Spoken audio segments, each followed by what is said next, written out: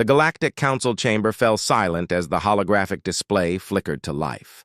Admiral Roma stood at attention, his weathered face betraying no emotion as he watched the assembled delegates from 47 species shift uncomfortably in their seats.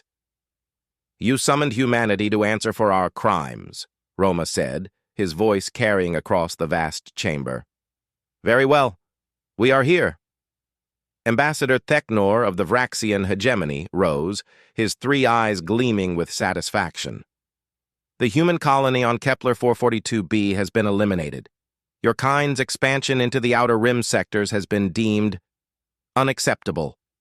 You will withdraw all human presence beyond the Sol system, or face total war." Roma's jaw tightened, but he said nothing. Beside him, Captain Anna Chen remained perfectly still, her dark eyes scanning the faces of the alien delegates. She had warned Command that this summons was a trap, that the Council had already made their decision before humanity ever arrived. "You have 24 standard hours to comply," Theknor continued, his mandibles clicking with pleasure. "Or we will deploy our combined fleets, 3,000 warships against your, what is it, 200 vessels? The mathematics are quite simple, human." Anna finally spoke, her voice calm and measured. "Kepler 442b had 6,000 colonists, families, children. You murdered them without warning, without negotiation." "Extermination protocols," another delegate hissed, "for vermin who refuse to know their place." Roma raised his hand slightly, a small gesture that made Anna step back.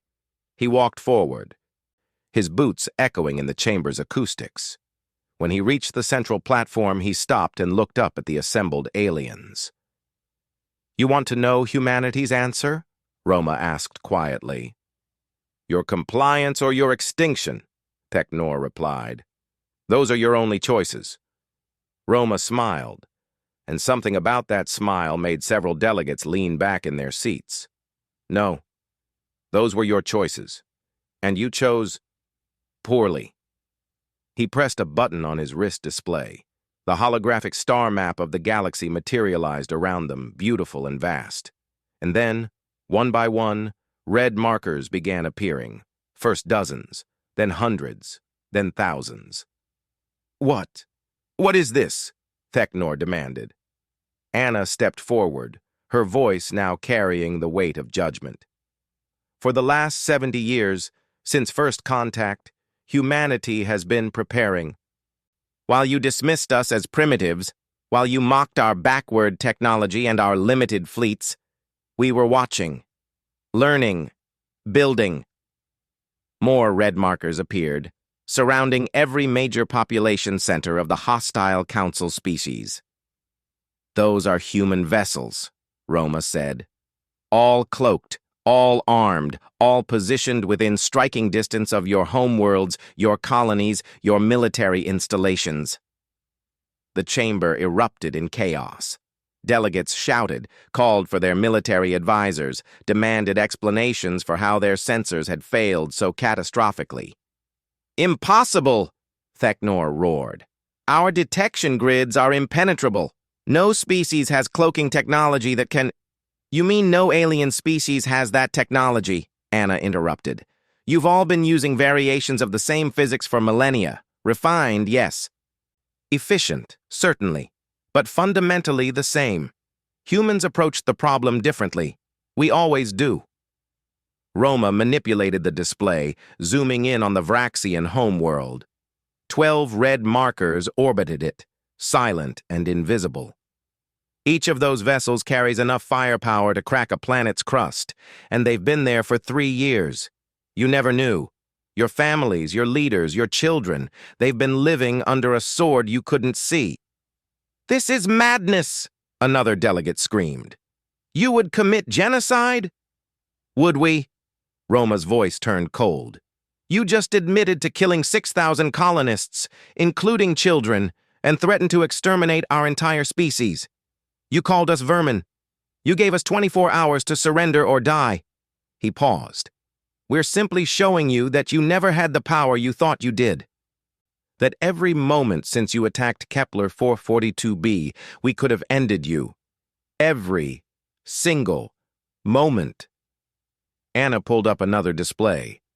This is live footage from your homeworld, Ambassador Theknor. The Vraxian's eyes widened as he saw his own capital city from orbit, a view that should have been impossible without his military detecting it.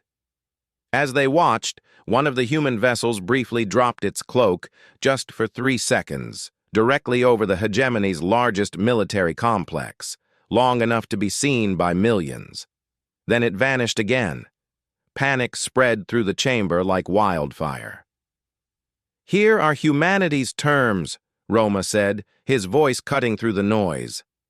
"Unconditional surrender of all species involved in the Kepler 442b attack, full reparations, and immediate cessation of all hostile actions against human interests." "And if we refuse?" Theknor asked, though his voice had lost its earlier confidence. Anna smiled, and it was not a kind smile. "Then we'll show you what happens when you corner a species that spent 10,000 years perfecting the art of war on a single planet.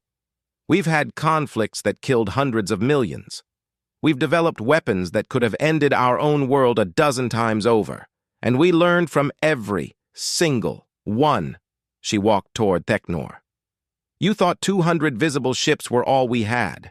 You thought you could bully us because you outnumbered us.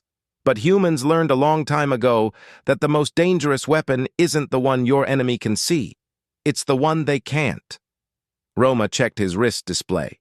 "You have 1 hour to respond. After that, we'll begin transmitting the locations and capabilities of our hidden fleets to every species in the galaxy. Let them judge whether the Council's actions were wise." The two humans turned and walked toward the exit.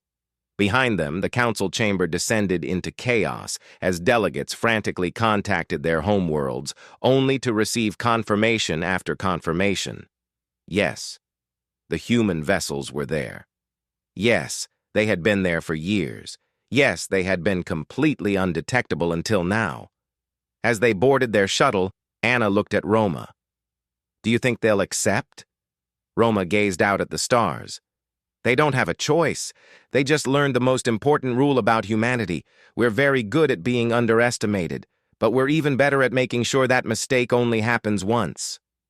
The shuttle door closed, and Earth's 2 representatives departed, leaving behind a council that had finally understood. Humanity's greatest weapon wasn't their technology, their numbers, or their ships. It was their patience and their willingness to prepare for wars they hoped they'd never have to fight. The galaxy had made its choice. Now it would live with the consequences.